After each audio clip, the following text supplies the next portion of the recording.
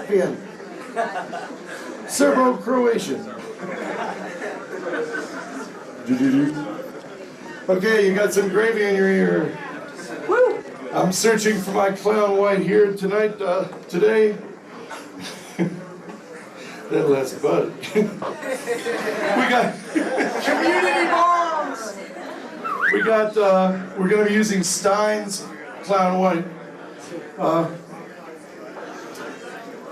I don't know if you ever use that shit that comes out of a tube. That white shit, you put it on your kid or yourself to be a clown. It gets all over the dog or the upholstery, and it's horrible. It's like toothpaste. This stuff is kind of neat. It's, for those of you that are taking notes, you put it on with a little sponge.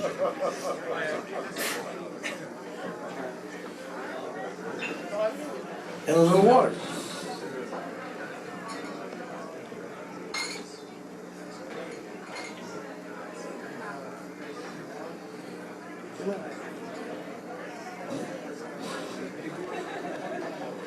I didn't know I was a clown. As I said yesterday, and I'll try not to repeat myself. For how many of you were here yesterday?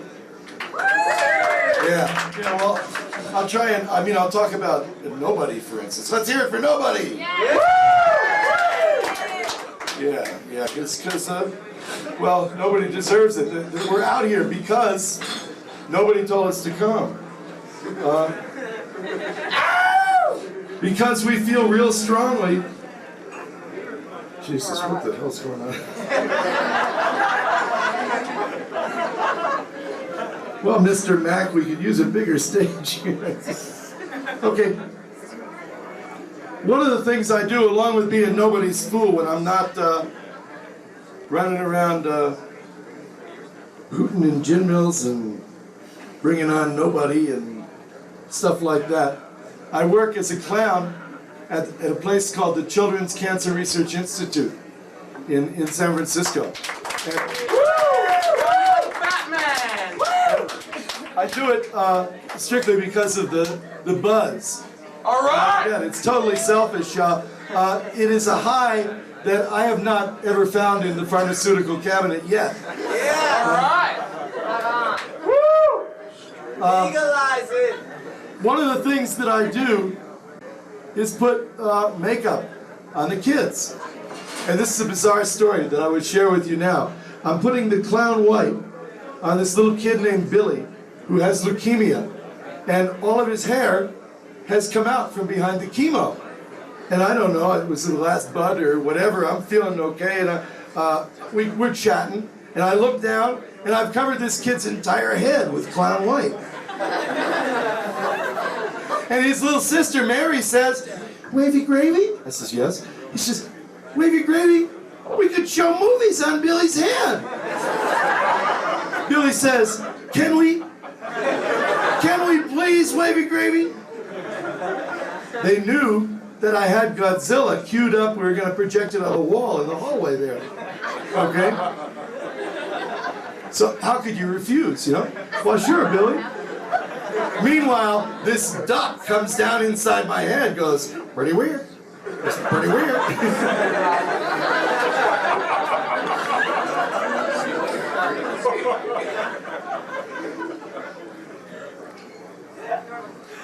So, Billy sits down in the chair, and we start shooting Godzilla on his head. And he's sitting there proud as punch, and we're all grooving. Just as this team of Japanese doctors, fresh off the plane from Tokyo, walk in to check our unit.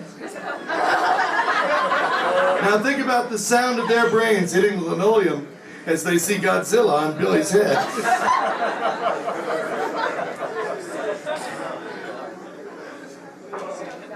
And it's for situations like this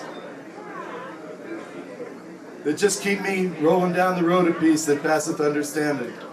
And keeping my sense of humor wide open. I get arrested a lot dressed as a bunny. You guys have Rocky Flats. We have, in California, the Concord Weapons Station, and the trains there, one of which severed the legs of my friend Brian Wilson about a year ago. And I was dressed in my bunny suit at a rally with Brian just before I came out on the road, and I have this sign that says, "Mutant Bunnies for Peace," and I have this little chain with a human foot for luck. And Brian Wilson says to me, "Hey, Wavy, is that one of mine?" What courage, man, to be able to make humor at something like that. But it's so heavy, it's light. And if you can laugh at something, laughter's like the valve on the pressure cooker. And you better laugh or you're going to end up with brains or beans on the ceiling. It's a survival weapon. Yeah. Yeah. Let's hear it for survival. I'll tell you, even the police don't want to be blown up and shit, you know? I mean, they may drag me off a lot, but they don't want to be blown up. Okay. Quickly, I would share my political beliefs. Whoops.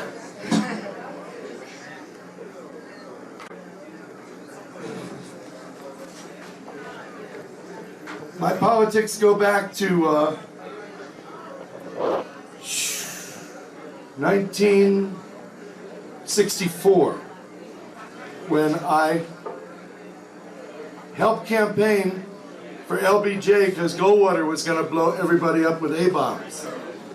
That was what the press put out there, in the left wing and all that stuff. And who knows, it may be true. But LBJ got together with Bob McNamara and tried to kill more people more efficiently than anybody since Attila the Hun. And so I quit traditional politics, and with the support of an expanded family mobile hallucination called the Hog Farm, and a lot of brothers and sisters on the right and on the left, we ran a pig for the President of the United States. Her name was Pegasus, and she was the first female black and white candidate for that high office. Let's hear it for Pegasus Pig. A public pig leads a very lonely life. She later retired to a pig pen in Llano, New Mexico, telling people to vote for themselves. And this is where we first settled after coming back from Woodstock. And we decided that we ought to do something for this pig. It was on the campaign trail and everything. It eventually ended up the size of a Davenport with its own truck. And so we decided to mate the pig. And so we inquired about and found a boar named Boris in the valley of Llano, New Mexico. And we dressed up the pig with a veil and shit and put a high hat on Boris. Boris had a big dick and a frown and a high hat, and we all started playing Here Comes the Boar on the kazoos. And old Boris lit into old Pegasus and started chewing her to shit, man. Pig blood is flying all over the place. Women are screaming, "Oh, stop it, stop it!" And the Spanish-American gentleman that rented us the boar is saying, "When they finish that, they fuck like crazy." But you gotta be really quick to see a pig fuck. I mean, they have a dork on them that's like a translucent corkscrew, and it just goes, and that's it. And so, we took this young hog farmer, and we stationed him in a little platform near the pig pen. And whenever they'd start in, he'd hit the bell, and everybody'd scream, "Pig fuck!" and run to the pig pen to try and get a glimpse of this translucent corkscrew. And you had to be quick, like I said. So Stuart Brand pulls in from the Whole Earth Catalog just to visit our commune. The minute he steps out of the car. They hit the bell, pig. And he took this wonderful photograph that those of you who have visited the bus, it's back in the kitchen. After being missing for almost a decade, somebody gave us a picture of Pegasus Wedding Night, which appeared in The Realist. What a little treat that was. Okay, I don't know why I'm telling you this. It's just a little side trip here in politics about pig fucking. I don't know. Then, after the pig, we returned from Asia in 1972, and we ran the Zippies, which were a spin-off of the Yippies, were running a rock for the President of the United States. And we called them up, and we said, well, if you liked our pig, you're going to love our rock. We scored this rock at Mount Ararat, where Noah crashed his ark, and the bus broke down. And we got this Tibetan gentleman to carve in the side of the rock, meaning all hail to the flower of the jewel of the lotus.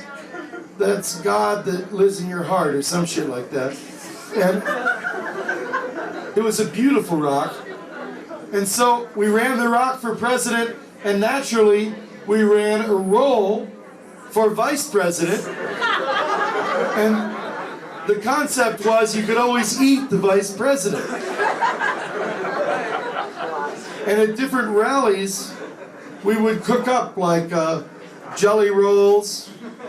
Ooh, I remember Nick Gravenitis and John Cipollino. We cooked jelly rolls, and everybody thought that we put the jelly rolls all around the rock. And as people went into the club, somebody had dosed me.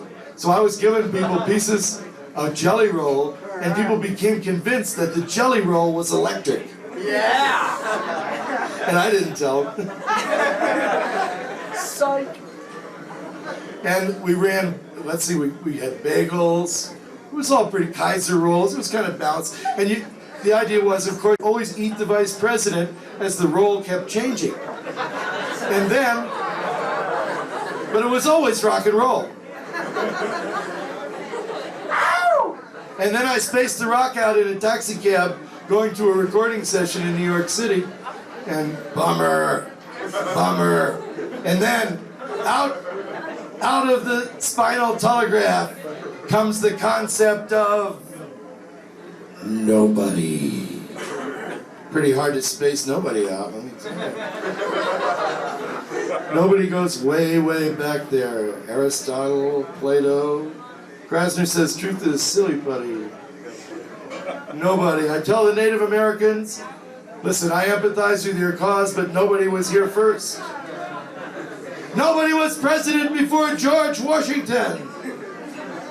We've got all that time. Nobody's in Washington right now working for me. What about you? No. Who do you want to run your life? Nobody! Damn straight. So in 1976, we took to run nobody for president of the United States and everybody for vice. And so, I had the pleasure of buying out every red rubber nose in Kansas and Missouri and putting them on the under-the-counter culture and circumnavigating the Republicans in the Kempner Arena and the police could not club the clowns on the color TV. Why? Because clowns are safe. Could we all say that, please? Clowns are safe. You don't see a bunch of rednecks on board, let's kill a clown. I have talked a little bit about this yesterday, but I think these are truths and we have to share them. My favorite Nobody for President story happened in 1976. My friend John Bryant came up to our protest line and gave me a press pass. to get into the World Press booth a laminated press pass. If you don't laminate your shit, the police won't look at it.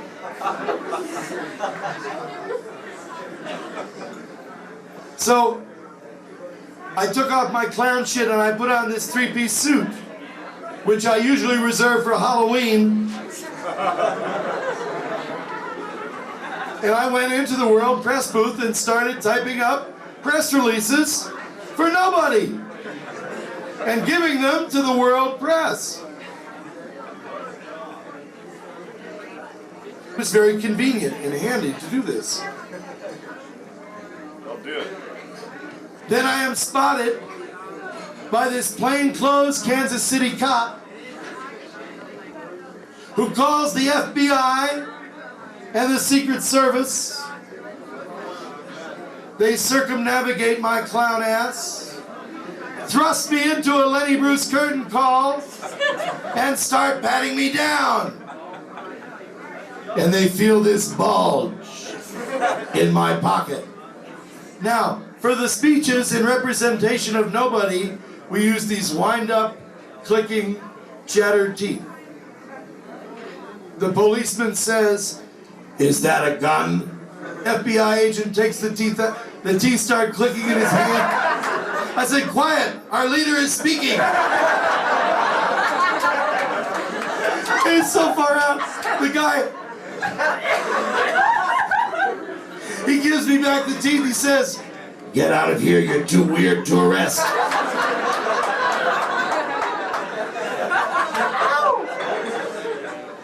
I try and keep it that way.